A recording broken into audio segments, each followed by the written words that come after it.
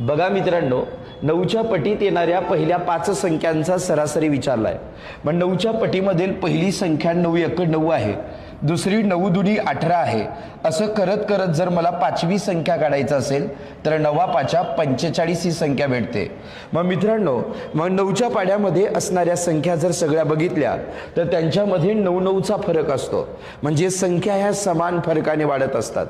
म्हणजे ज्यावेळेस संख्या ह्या समान फरकाने वाढत असतात त्याच्यामधलं पहिलं टोक आणि शेवटचं टोक घेतलं, या दोन टोकांचा सरासरी काढला की मला ह्या सगळ्या संख्यांचा सरासरी भेटत असतो। लक्षात घ्या, मग ह्या दोन टोकांचा सरासरी म्हणजे या दोन संख्यांची बेरीज भागिले 2 करावं लागेल। म्हणून 9 + 45 भागिले 2 करावं लागेल। मग 45 + 9 54 भागिले 2 होतं। 2 दुनी 4, 1 उरला, 2 7 14, म्हणजे ह्या संख्यांचा सरासरी भेटतो मित्रांनो।